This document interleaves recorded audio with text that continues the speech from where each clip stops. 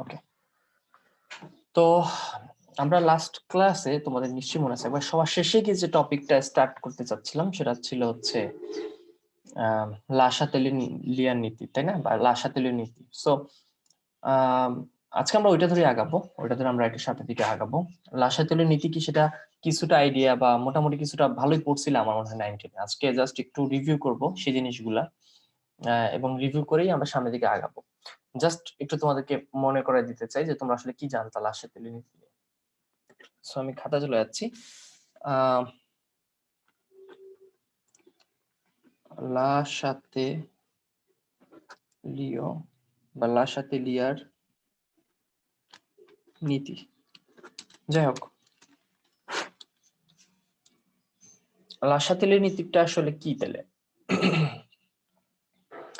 তো নীতিটা কি সেটা আমি গত ক্লাসেও বলছি যে কোনো বহুমুখী বিক্রিয়া যখন সাম্যাবস্থায় থাকে, ওই অবস্থা কোনো একটা নিয়ামক যদি পরিবর্তন করে দাও তাহলে সাম্যর অবস্থান এমন ভাবে পরিবর্তিত হবে যে নিয়ামক পরিবর্তনের ফলাফল যেন প্রশমিত হয়। ধরো একটা বিক্রিয়া আমি নিলাম, ধরো এ আর বি থেকে এ বি উৎপন্ন হচ্ছে। ওকে, এটা বহুমুখী বিক্রিয়া, ধরো এটা সাম্যাবস্থায় পৌঁছে গেছে।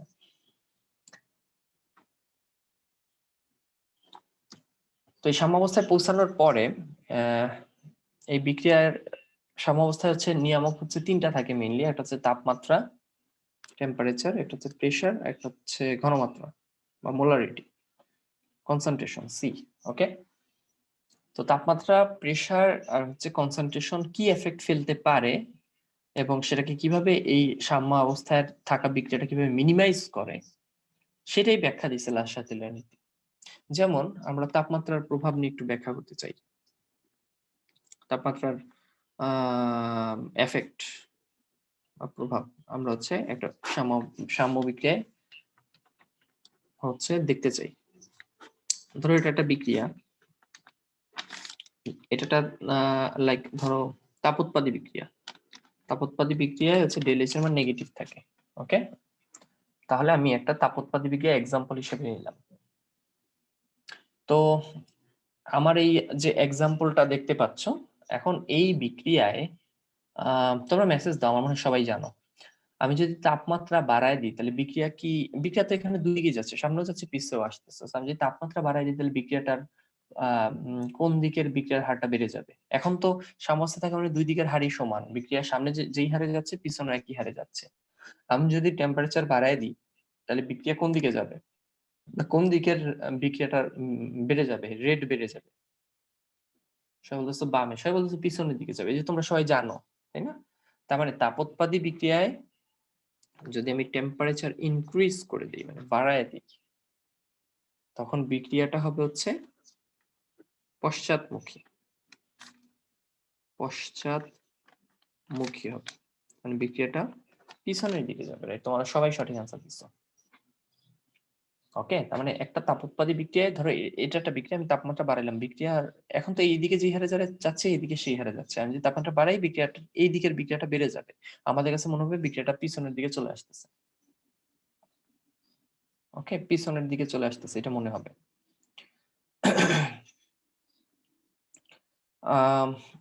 আবার তাহলে আমি যদি বিক্রিয়াটা সামনের দিকে নিতে চাই, ধরো আমি যদি চাই যে আমার এবি থেকে এ আর বি থেকে এ বিটা বেশি উৎপন্ন হোক, ধরো বিক্রিয়াটা সামনে থাকা মানে আমার মনে হচ্ছে থেমে গেছে, আমি চাচ্ছি যে বিক্রিয়াটা থেমে না গিয়ে এ বি উৎপন্ন হইতে থাক। তখন আমি কি করবো, তাপমাত্রাটা কমায় দিব, টেম্পারেচারটা হ্রাস করে দিব। হ্রাস করলে কি হবে, বিক্রিয়া সম্মুখগামী হবে, সম্মুখগামী হবে মানে সামনের দিকে যাবে, তাই না? তারপরে দেখো এই যে বিক্রিয়াটা, এই বিক্রিয়ায় তাপমাত্রা বাড়াইলে যাচ্ছে পিছে, কমাইলে যাচ্ছে সামনে। এই জিনিসটার ব্যাখ্যা ছিল লাসাতেলীয় নীতি দিচ্ছে। উনি বলছে যে কেন এই যে সামনে আর পিছে যাচ্ছে তার ব্যাখ্যাটা উনি দিচ্ছে। উনি বলতেছে যে এই টেম্পারেচারটা টেম্পারেচার বাড়ানো বা কমানো মানে কি, আমি একটা নিয়ামক চেঞ্জ করে দিলাম। টেম্পারেচার ধরো একটা বিক্রিয়ার ছিল 25 ডিগ্রি, সেখান থেকে আমি কি করলাম, টেম্পারেচারটা বাড়ায় দিলাম। তার মানে আমি একটা নিয়ামক পরিবর্তন করলাম, সেটা হচ্ছে টেম্পারেচার। তো এটার একটা ফলাফল আমরা এই বিক্রিয়ায় দেখতে পাবো, যেই ফলাফলের মাধ্যমে বিক্রিয়াটা এই তাপ নিয়ামক পরিবর্তনের ফলাফলটাকে প্রশমিত করে দিবে।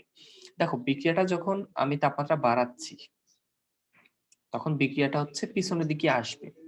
তো পিছনের দিকে আসার পরে একটা পর্যায়ে আবার সামনের এবং পিছনের দিকের বিক্রিয়ার হার সেম হয়ে যাবে, ফলে বিক্রিয়াটা আবার সাম্য অবস্থায় পৌঁছে যাবে। মানে তোমাদের কোশ্চেনটা এটা হতে পারে যে ভাইয়া বিক্রিয়াটা কেন পিছনের দিকে আসবে, মানে সে তো সাম্য অবস্থায় ছিল, দুই দিকের রেট সেম ছিল, তাহলে পিছনের দিকে আসতে হবে কেন? তার কারণ খুব সহজ, কারণ পিছনের দিকে আসার পরে একটা সময় পরে আবার এই পিছনের বেগ এবং সামনের বেগ সেম হয়ে যাবে এবং বিক্রিয়াটা সাম্য অবস্থায় পৌঁছে যাবে। একটা সাম্য অবস্থায় থাকা বিক্রিয়ার ওয়ান এন্ড অনলি টার্গেট হচ্ছে তার সাম্য অবস্থাটা ধরে রাখা। আমার কথাটা মাথায় রেখো, একটা বিক্রিয়া যখন সাম্য অবস্থায় আছে তখন তার একমাত্র লক্ষ্য হচ্ছে তার ওই অবস্থাটা ধরে রাখা। তুমি যখন তাপমাত্রাটা পরিবর্তন করে দিলা, সে তার বিক্রিয়াটা পিছনের দিকে নিয়ে আসবে, নিয়ে এসে আবার একটা পর্যায়ে লেভেল হয়ে যাবে, আবার একটা পর্যায়ে সে সাম্য অবস্থায় চলে যাবে। কারণ তার টার্গেটই হচ্ছে সাম্য অবস্থায় পৌঁছানো, আর সে তার টার্গেটে ঠিক রাখার জন্য সে বিক্রিয়াটাকে পিছনের দিকে নিয়ে আসছিল, বা বিক্রিয়াটা হচ্ছে পশ্চাৎমুখী হয়ে গেছিল। এখন তোমাদের মনে হইতে পারে যে ভাই এখানে পশ্চাৎমুখী হওয়াটা আসলে জিনিসটা ক্লিয়ার না। আচ্ছা, আমরা এই বিক্রিয়ার যদি একটু চিন্তা করি, ধরো সাম্য ধ্রুবকের কথা, মানে যেটা হচ্ছে একটা বিক্রিয়া সাম্য অবস্থায় পৌঁছলে তার একটা সাম্য ধ্রুবক পাওয়া যায়, এটা তোমরা জানো, আমরা এর আগের ক্লাসেও দেখছি। তাহলে সাম্য ধ্রুবকের মানটা কত হবে? উৎপাদের ঘনমাত্রা ডিভাইডেড বাই বিক্রিয়কের ঘনমাত্রা, তাই না? ঘনমাত্রাকে এরকম থার্ড ব্র্যাকেট দিয়ে প্রকাশ করা, যেটা তোমরা অলরেডি জানো। এখন দেখো, একটা বিক্রিয়া যখন সাম্য অবস্থায় থাকে তখন তার একটা কে এর মান থাকে, কে এর মান কনস্ট্যান্ট থাকে। তোমরা জানো যে একটা বিক্রিয়া সাম্য অবস্থায় পৌঁছানোর পর তার একটা সাম্য ধ্রুবক থাকে। এটাকে ধ্রুবক এই কারণেই বলে কারণ এটার মানটা ফিক্সড থাকে সব সময়। যখন তুমি বিক্রিয়াটাকে তাপমাত্রা বাড়ায় দিলা তখন পিছনের দিকে আসলো, পিছনের দিকে আসা মানে এ বি এর ঘনমাত্রা কমে যাচ্ছে, এট দ্য সেম টাইম এইটার হচ্ছে ঘনমাত্রা আবার বেড়ে যাচ্ছে, ফলে আলটিমেটলি কিন্তু এই কে ঠিক থাকতেছে না। আর কে ঠিক না থাকা মানে বিক্রিয়াটা সাম্যাবস্থায় নাই, কারণ সাম্যাবস্থায় বিক্রিয়ার কে কনস্ট্যান্ট। এখন এখানে এক্স্যাক্টলি কি হয়, যেহেতু আমরা ঘনমাত্রা নিয়ে আলোচনা করতেছি, উৎপাদ আর বিক্রিয়কের ঘনমাত্রা নিয়ে আলোচনা করতেছি, ধরে নিলাম এগুলো হচ্ছে লিকুইড। লিকুইড মানে হচ্ছে একটা ঘনমাত্রা থাকবে, কনসেন্ট্রেশন থাকবে। সো কনসেন্ট্রেশন নিয়ে যখন আলোচনা করতেছি তখন এটাকে কে না বলে আমরা কি বলবো? কে সি, সি মানে কনসেন্ট্রেশন আর ঘনমাত্রা। তো ঘনমাত্রা নিয়ে যখন আলোচনা করবো তখন আমরা এইভাবেই লিখবো। এখন বিক্রিয়াটা ধরো, এটাকে কিন্তু ভরক্রিয়া সূত্র বলে, মানে এই কে যে এইটা মানে সাম্যধ্রুবক যে এটা হয়, এটা ভরক্রিয়া সূত্র থেকে আসছে, এটা আমরা সামনে গিয়ে আবার পাবো। আর এটা কে কে আমরা বলতেছি কে সি যখন আমরা ঘনমাত্রা বা কনসেন্ট্রেশন নিয়ে আলোচনা করতেছি। আচ্ছা, এবার একটু চিন্তা করো যে বিক্রিয়াটা যদি সব গ্যাসই হইতো, মানে বিক্রিয়া সব যদি গ্যাস থাকতো, তখন ঘনমাত্রা বলার চেয়ে চাপ নিয়ে কাজ করাটা আমাদের জন্য খুব সুবিধাজনক, কারণ আমরা জানি যে গ্যাসের উপরে চাপের একটা প্রভাব আছে। তখন সাম্য ধ্রুবকটা নির্ভর করবে ঘনমাত্রার উপরে না, সাম্য ধ্রুবকটা নির্ভর করবে হচ্ছে চাপের উপরে। তখন সেটাকে আমরা বলবো কেপি। কেপি যখন লিখবো তখন আমরা উৎপাদের ঘনমাত্রা উপরে দিব না, আমরা উৎপাদের প্রেসারটা হচ্ছে উপরে দিব।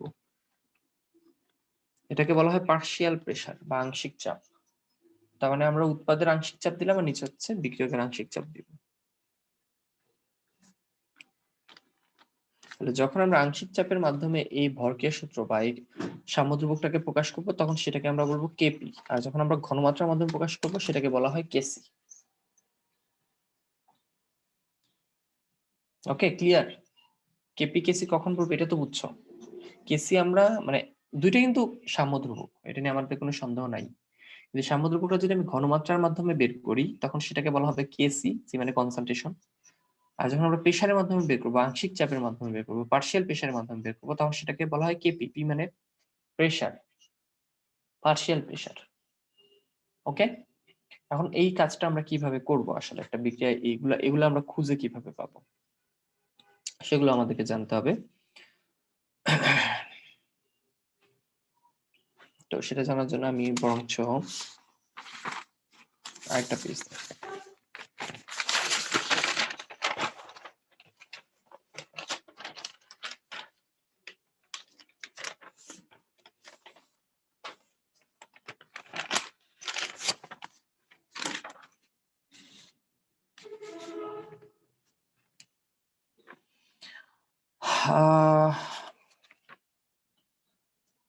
আচ্ছা,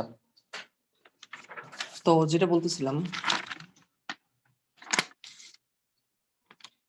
তো এইখানে একটা কথা বলছিলাম যে যখন বিক্রিয়াটা আমার তাপমাত্রা বাড়ায় দিচ্ছিলাম তখন বিক্রিয়াটা পশ্চাৎমুখী হচ্ছিল। তো পশ্চাৎমুখী হওয়া মানে এই নিচের ঘনমাত্রা বেড়ে যাচ্ছিল, এ আর বি এর ঘনমাত্রা, আর এবি ঘনমাত্রা কমে যাচ্ছিল, যার কারণে কি হচ্ছিল, এই কে এর মানটা চেঞ্জ হয়ে যাচ্ছিল, সাম্যদ্রব্যের মানটা চেঞ্জ হয়ে যাচ্ছিল। তার মানে কি সাম্য আগে যে সাম্য অবস্থায় ছিল সে সাম্য অবস্থায় সে এখন আর নাই, কারণ তার কে এর মানটা চেঞ্জ হয়ে গেছে। তো সে কিন্তু তার ফলাফলটা, দেখো তুমি একটা জিনিস দিবা আর সেটা ফলাফল দেখবা না, তা তো হয় না। লাসাতুলিয়া বলছে এইটাই যে তুমি যখন একটা নিয়ামক চেঞ্জ করলা, সেটা হতে পারে ধরো তাপমাত্রা, তখন বিক্রিয়ায় আমরা তার একটা প্রভাব দেখবো, এমন একটা প্রভাব দেখবো যে এই যে তাপমাত্রাটা বাড়াইলা সেটার একটা এফেক্ট সে দেখাবে, ওই তাপমাত্রাটাকে সে প্রশমিত করে দিবে। সো প্রশমিত করার জন্য সে তার সাম্যের অবস্থান কি করতেছে, চেঞ্জ করতেছে, পরিবর্তন করতেছে। কিভাবে? তার সাম্যের অবস্থান আগে যেখানে ছিল তার জন্য আমরা একটা ভ্যালু পাইছিলাম, একটা কে এর মান পাইছিলাম। এবার তার সাম্য অবস্থা পরিবর্তন হওয়ার কারণে তার কে এর মানটা চেঞ্জ হয়ে যাচ্ছে। সো এটা দিয়ে ক্লিয়ারলি বোঝা যাচ্ছে যে তাপমাত্রা যখন তুমি দিচ্ছ তার একটা এফেক্ট এই বিক্রিয়ার সাম্য অবস্থায়, সাম্য বিক্রিয়ায় আছে। এফেক্ট যদি নাই থাকতো, তাপমাত্রা বাড়ানোর পরে ওটার এফেক্ট যদি বিক্রিয়ায় নাই পড়তো, তাহলে তার সাম্যের অবস্থান চেঞ্জ হইতো না, কে এর মানটাও চেঞ্জ হইতো না। আমার পয়েন্টটা বুঝতে পারছো? এখন এই কে এর মানটা কিভাবে চেঞ্জ হচ্ছে সেটার ব্যাখ্যা পাওয়া যায় এই কেপি কেসি দিয়ে। কিভাবে চেঞ্জ হচ্ছে, এটা কি বাড়তেছে, কমতেছে, না কি হচ্ছে না না হচ্ছে, এটা কেপি কেসি দিয়ে বোঝা যায়। বিক্রিয়ার যদি আমরা ঘনমাত্রা নিয়ে সাম্য দুর্ভোগটা ক্যালকুলেট করতে চাই তখন সেটাকে বলবো কেসি, আর যদি আমরা প্রেসার নিয়ে ক্যালকুলেট করতে চাই তখন সেটাকে বলবো কেপি। ওকে, তো আমি আবার খাতায় যাই। এই কেপি কেসি নিয়ে আমাদের আরো অনেক কথা বলতে হবে। কিছু জিনিস যদি আমি আগের ক্লাসে বলছি আমি আবার একটু রিভিউ করি। ধরো দুইটা এ আর আর হচ্ছে একটা বি মিলে ধরো হইলো হচ্ছে 2a2b, এটা নতুন যোগ হইল, সরি a2b হইল, এটা একটা সাম্য অবস্থায় চলে আসছে। ধরো এটা একটা রিঅ্যাকশন। তো এটার ক্ষেত্রে যখন আমরা কেসি লিখবো, তো যখন আমি কি বলছিলাম যে উৎপাদের ঘনমাত্রাটা লিখতে হবে, সো লিখলা উৎপাদের ঘনমাত্রা ডিভাইডেড বাই বিক্রিয়কের ঘনমাত্রা, লিখলা এ এর ঘনমাত্রা, বি এর ঘনমাত্রা। এখানে একটা জিনিস মাথায় রাখতে হবে যে যথোপযুক্ত ঘাত সহ লিখতে হবে। যথোপযুক্ত ঘাত সহ মানে কি, যদি কারো সামনে 2 থাকে তার মানে এটা 2 মোল, তো ওইটা হচ্ছে এখানে পাওয়ার হিসেবে চলে যাবে। এটার উপরে কিছু নাই মানে 1 মোল আছে, সো 1 এখানে দেয়া না দেয়া একই কথা পাওয়ার হিসেবে। এটার সামনে কিছু নাই মানে 1 মোল, সো 1 পাওয়ার হিসেবে দেয়া না দেয়া একই কথা। রাইট, তো আমরা এখানে স্কয়ার দিব, যেহেতু এখানে 2 আছে স্কয়ার দিব। সো এইভাবে ঘাত সহ কিন্তু জিনিসটা লিখতে হয়। ঠিক আছে, সো এই জিনিসটা তোমাদেরকে মাথায় রাখতে হবে। আমরা যখন অঙ্ক করব তখনও তোমাদের, আমাদের কিন্তু প্রচুর অঙ্ক আছে বুঝছো এই জিনিসগুলো দিয়ে। আমরা কিন্তু এখনো ভেতরে ঢুকি নাই, কারণ এটা দিয়ে প্রচুর ম্যাথ করতে হবে আমাদেরকে। আচ্ছা, তো যেটা বলতেছিলাম যে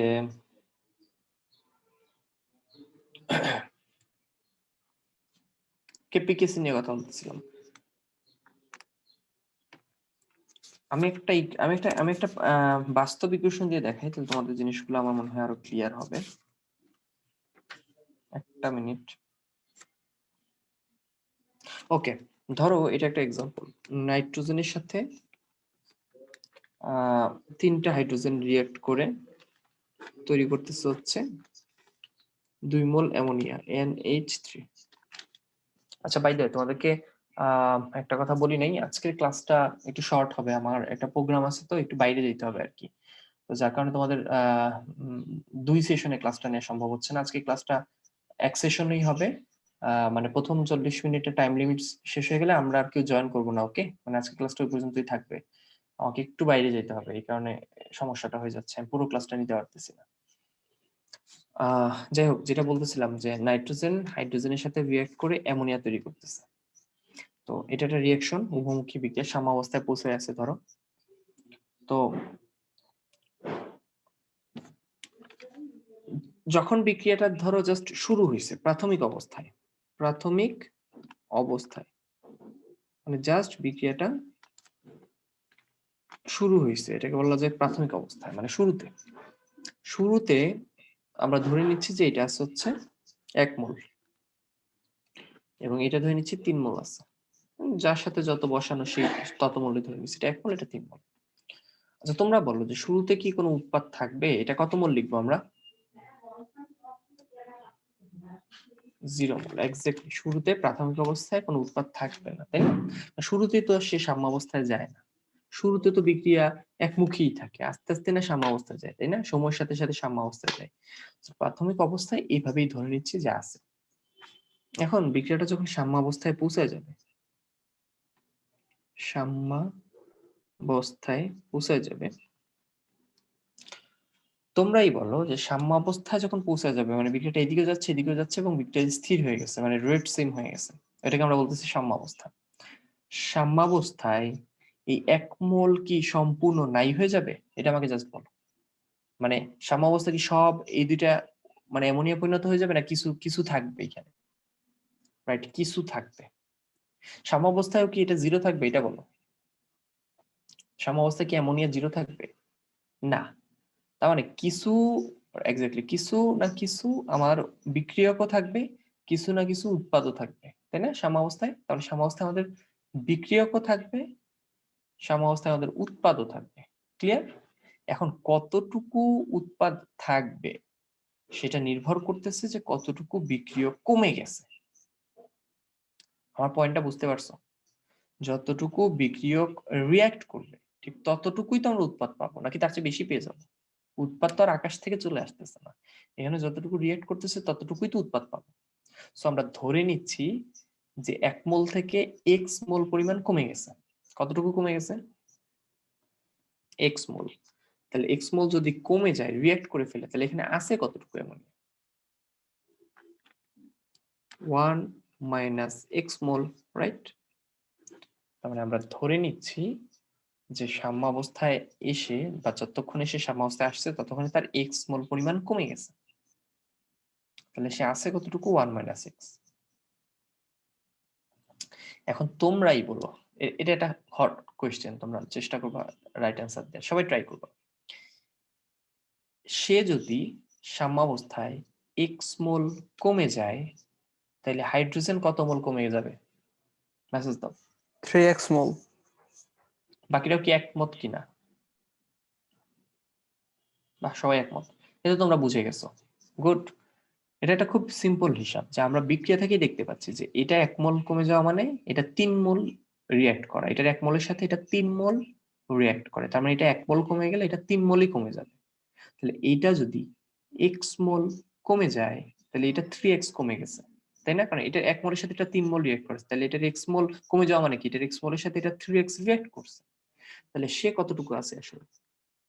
3 মাইনাস 3x মোল। কারণ 3x যদি কমে যায়, রিঅ্যাক্ট করে ফেলে, তাহলে আছে কতটুকু? 3 মাইনাস 3x। এবার তোমাদের জন্য ফাইনাল কোশ্চেন, বলো সাম্য অবস্থায় এটা কতটুকু আছে? মেসেজ দাও। 2x মোল। সীমান্ত বলতেছে 2x, বাকিরা? শুভদীপ, নাজিয়া 2x 2x, সবাই কি শিওর 2x? আর আহি বলতেছে 2x, এক্স্যাক্টলি এটা 2x মোল হচ্ছে থাকবে। যারা বুঝো নাই তারা বোঝার চেষ্টা করো। 1 মোলের সাথে 3 মোল রিঅ্যাক্ট করলে 2 মোল তৈরি হচ্ছে, আমরা বিক্রিয়া থেকে দেখতে পাচ্ছি। তাহলে আমি খুব সহজে বলতে পারি যে 1 মোল থেকে 2 মোল হচ্ছে, এই যে এখানে 1 মোল, এখানে 2 মোল। তাহলে এখানে যদি x মোল কমে যায়, তাহলে এখানে কত মোল হবে? 2x। এখানে 1 মোল কমে গেলে এখানে 2 মোল হয়, তাই এখানে x মোল কমে গেলে এখানে 2x হবে, এই x টা ওই পাশে 2x হয়ে যাবে। বলো, কেউ না বুঝে থাকলে হাত তুলো। মানে আমাদের আসলে অনেক ম্যাথ করতে, এবং প্রত্যেকটা ম্যাথের বেজ হচ্ছে এই 2 লাইন, এই প্রথম যে 2 লাইনটা লিখলাম এটা করে বেসিক। আমরা যত ম্যাথ করব তার স্টার্টিংটাই হচ্ছে এটা, এটা দিয়ে আমরা আগাবো। এবং ম্যাক্সিমামের এই জায়গায় কোশ্চেন থাকে, আর এটা ক্লিয়ার হওয়া মানে ম্যাথ কিন্তু শেষ, অঙ্ক কিন্তু শেষ। মানে এইটুকু বোঝা মানে অঙ্ক শেষ, কারণ এই লাইনটা এসে ম্যাক্সিমাম সাফার করে। এখানে কারো কোনো কোশ্চেন আছে যে সাম্য অবস্থায় কি কতটুকু আছে, যে এই যে হিসাব করে বের করলাম, এটা নিয়ে কারো সন্দেহ আছে? থাকলে, কনফিউশন থাকলে বলতে পারো। আচ্ছা, কারো কোনো কোশ্চেন নাই? That's fine. তাহলে আমি ধরে নিচ্ছি যে তোমরা সবাই বুঝতে পারছো। মানে বলছো 2x কিভাবে হবে আরেকবার বলতে। আচ্ছা,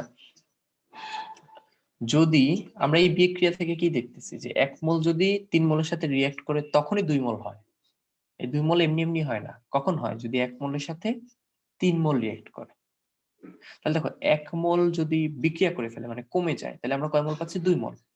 অথচ আমরা দেখতেছি সাম্যাবস্থায় x মোল কমে যাচ্ছে, x মোল কমে যাচ্ছে, আর 1 - x থেকে যাচ্ছে। থেকে যাচ্ছে কতটুকু এটা আমাদের দরকার নেই, কমে যাচ্ছে কতটুকু সেটা দরকার। এখানে যদি 1 মোল রিঅ্যাক্ট করে মানে কমে যায়, রিঅ্যাক্ট করা মানে কমে যাচ্ছে, 1 মোল কমে গেলে 2 মোল পাচ্ছি। তাহলে এখানে যদি x মোল কমে যায় তাহলে এখানে কত পাবো? 2x। এটা কিন্তু আমরা বিক্রিয়া দেখে বললাম 1 মোল থেকে 2 মোল, তাহলে x মোল থেকে 2x পাবো। ক্লিয়ার? আই থিংক নাইমা বুঝতে পারছো। আচ্ছা, এখন আমাদের যে টার্গেটটা ছিল, ধরো আমরা কেপি বের করতে চাচ্ছি। ধরে নিলাম এটা তো সব গ্যাস, তাই না? ধরে নিলাম এটা হচ্ছে সব গ্যাসীয়, এবং আমরা এই বিক্রিয়াটা সাম্যাবস্থায় আছে, সাম্যাবস্থায় থাকার সময় এদের কেপি বের করতে চাই। তো স্বাভাবিকভাবেই আমি কি বসাবো? পার্শিয়াল প্রেসার অফ অ্যামোনিয়া, এবং তার সামনে যেহেতু 2 আছে স্কয়ার দিব, তাই না? আবার নিচে দিব হচ্ছে nitrogen, partial pressure of nitrogen into partial pressure of hydrogen, এবং উপরে কিউব দিব কারণ এটার সামনে 3 আছে। এখন এই মানগুলো কিভাবে বের করব? তো পার্শিয়াল প্রেসার মানে হচ্ছে আংশিক চাপ, বাংলায় বলে আংশিক চাপ, সরি আংশিক চাপ। সো আংশিক চাপ মানে হচ্ছে পার্শিয়াল প্রেসার। ধরো কার আংশিক চাপ বের করবে? অ্যামোনিয়ার। সো আংশিক চাপ বের করার নিয়ম হচ্ছে মোল ভগ্নাংশ, মোল ভগ্নাংশ গুণ মোট চাপ। আমার মনে হচ্ছে আমি কোন ক্লাসে জানি এগুলো বুঝাইছি, তাই না? আমাদের নিশ্চয়ই মনে আছে। মোল ভগ্নাংশ হচ্ছে যে সাম্যাবস্থায় মোট যে মোল আছে তার মধ্যে অ্যামোনিয়ার মোল আসলে কতটুকু, সেটা হচ্ছে অ্যামোনিয়ার মোল ভগ্নাংশ। তাহলে দেখো সাম্যাবস্থায় মোট মোল কত আছে? 1 - x plus 3 - 3x plus 2x। এই পাশে সবই কিন্তু পাত্রের মধ্যে আছে। তোমরা কি বললো না ভাই সাম্যাবস্থাতে শুধু এত মোল আছে, কেন এটা কি নাই? পাত্রের মধ্যে তো সাম্যাবস্থায় এইটাও যেমন আছে এটাও তেমন আছে। সো এরা সবাই কিন্তু পাত্রে আছে। সো মোট মোল হবে সবার যোগফল ডিভাইডেড বাই, আমরা আসলে কার পার্শিয়াল প্রেসার বা কার মোল ভগ্নাংশ বের করতে চাই? অ্যামোনিয়ার। সো অ্যামোনিয়ার কতটুকু আছে? 2x। যে উপরে থাকবে 2x। এই যে জিনিসটা বের হইলো এটা হচ্ছে মোল ভগ্নাংশ বের হইলো কার? অ্যামোনিয়ার। আমরা ধরে নিচ্ছি পাত্রের মোট চাপ হচ্ছে পি, মানে সম্পূর্ণ পাত্রের যে মোট চাপ সেটা হচ্ছে পি ধরে নিলাম। তাহলে এটা আমরা একটু ক্যালকুলেট করি, কত আসে? 2x এটার সাথে যখন -2x, তাহলে 4 - 2x divided by 2x into p। আমি যদি একটু কাটাকাটি করি তাহলে আসবে হচ্ছে 2 2 কাটা, এটা কমন নিলে তাহলে উপরে থাকবে হচ্ছে x divided by 1 - 2 - x into p। তাহলে এটা বের হইলো অ্যামোনিয়ার পার্শিয়াল প্রেসার। এটা এখন আমরা মূল এখানে বসাই। ভগ্নাংশটা একটু আবার বলুন প্লিজ।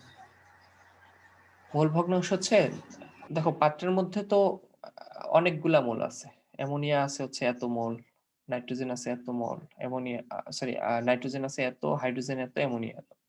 এই সব মোলের মধ্যে অ্যামোনিয়ার মোল আসলে কতটুকু, সেটাই হচ্ছে অ্যামোনিয়ার মোল ভগ্নাংশ।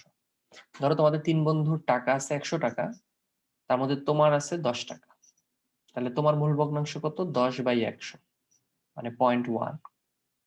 ওকে, আমি আবার বলি, ধরো তোমাদের 2 3 বন্ধুর সবার টাকা জড়ো করলা, জড়ো করার পর দেখলে 100 টাকা আছে।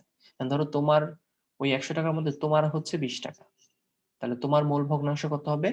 20 ডিভাইডেড বাই 100, মানে সবার মধ্যে তোমার কতটুকু আছে সেটা হচ্ছে তোমার মোল ভগ্নাংশ। তো এখানে এটা হচ্ছে মোল ভগ্নাংশ কার? অ্যামোনিয়ার। সব মোলের মধ্যে অ্যামোনিয়ার কতটুকু আছে সেটা ক্যালকুলেট করলে আমরা অ্যামোনিয়ার মোল ভগ্নাংশ পাবো। ক্লিয়ার? মোল ভগ্নাংশকে x দিয়ে প্রকাশ করা হয়। কার মোল ভগ্নাংশ বের করব? অ্যামোনিয়া।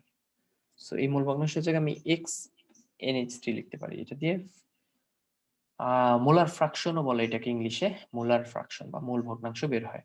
ওকে, তাহলে আমরা যেটা ফাইনালি বের করলাম এটা আসলে অ্যামোনিয়ার আংশিক চাপ বের করলাম। দেখো PNH3, একইভাবে আমরা PN2 মানে নাইট্রোজেনের পার্শিয়াল প্রেসার বের করতে পারি, হাইড্রোজেনের পার্শিয়াল প্রেসার বের করতে পারি। বের করে সেটা এখানে বসায় দিলে আমরা কি পেয়ে যাব?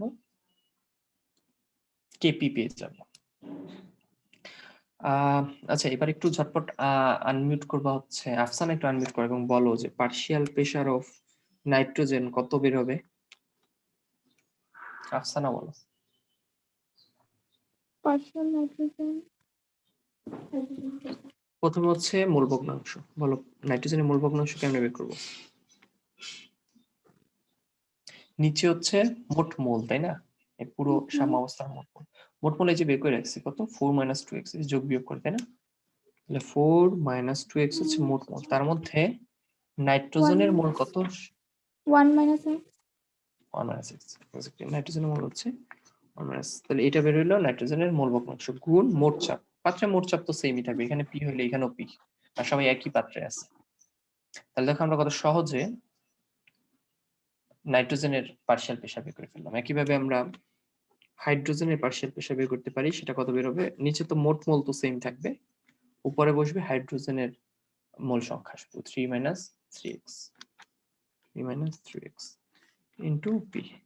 তাহলে দেখো আমাদের হাতে এখন এইটাও জানা আছে, এটাও জানা আছে, যে এটাও জানা আছে। তো আমরা এই তিনটার এই ভ্যালু গুলা এই ইকুয়েশনে কি করতে পারি? বসায় দিতে পারি, তাই না? নাজিয়া বলছো পরিবেশ রসায়নে পড়া, হ্যাঁ পরিবেশ রসায়নে পড়ছিল এক্স্যাক্টলি।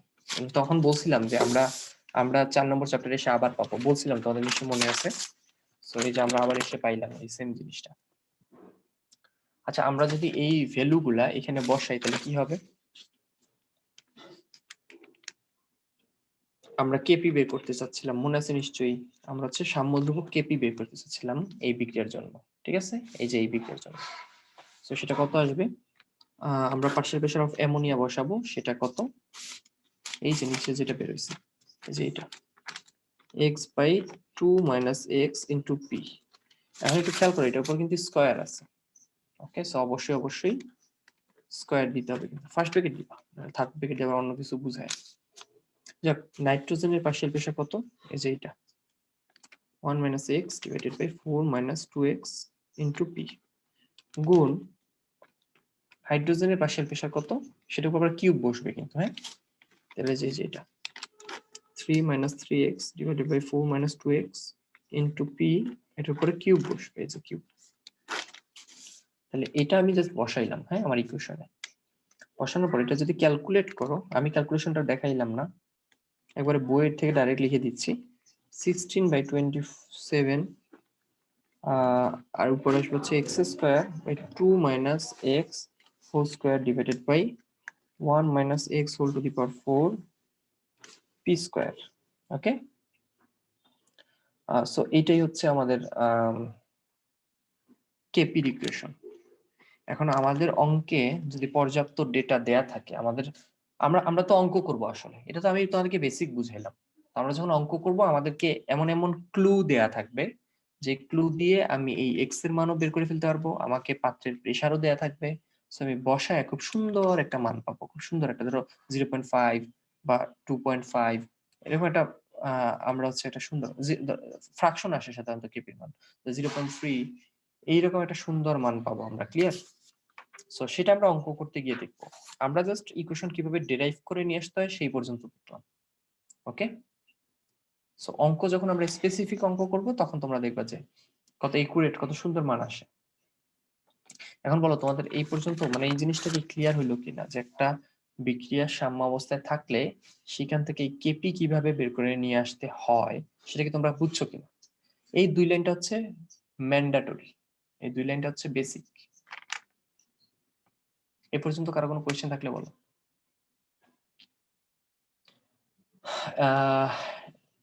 এরপর আমরা যেটা দেখবো কেসি, কিন্তু আমার মনে হচ্ছে যে আমি কেসি যদি শুরু করি আমার যে সময় আছে এই সময়ের মধ্যে আমি শেষ করতে পারবো না। যেটা বলতেছিলাম আজকে ক্লাসটা এই হাফ টাইম পর্যন্তই হবে, মানে 40 মিনিট হবে। আমাকে একটু বেরোইতে হবে বাইরে, যার কারণে আমি পরের পার্টটা নিতে পারতেছি না। তো কেসি দেখানো শুরু করলে আমি রিমেইনিং টাইম, আচ্ছা আমি ট্রাই করি একটা, দেখা যাক। আমরা ধরো এই সেম বিক্রিয়ার জন্য কেসি বের করবো। ওকে, সেম বিক্রিয়ার জন্য কেসি বের করবো। তো কেসি বের করার জন্য আমাকে বিক্রিয়া লেখার পরে প্রাথমিক অবস্থায় কি আছে এটা এইভাবে লিখতে হবে এবং সাম্য অবস্থায় কি আছে এটা লিখতে হবে, মানে এই পর্যন্ত লিখতেই হবে। ওকে, এই পর্যন্ত লিখতেই হবে। এখন এই বিক্রিয়ার জন্য কেসি কি হবে, কেসি মানে হচ্ছে ঘনমাত্রা দিয়ে প্রকাশ করতে হবে। তাহলে অ্যামোনিয়ার ঘনমাত্রা লিখবো উপরে, উৎপাদক ঘনমাত্রা উপরে আর বিক্রিয়কের ঘনমাত্রা নিচে, নাইট্রোজেনের ঘনমাত্রা নিচে, এবং যথোপযুক্ত পাওয়ার বসায় দিতে হবে। যেহেতু এখানে 3 আছে, তো এখানে কিউব দিব, এখানে যেহেতু 2 আছে এখানে আমি স্কয়ার দিব। এটা হচ্ছে আমার কেসির ইকুয়েশন। এখন আমি আমার ওই বিক্রিয়া থেকে এগুলো বের করব কিভাবে। সো ধরো আমি অ্যামোনিয়ার ঘনমাত্রা বের করব।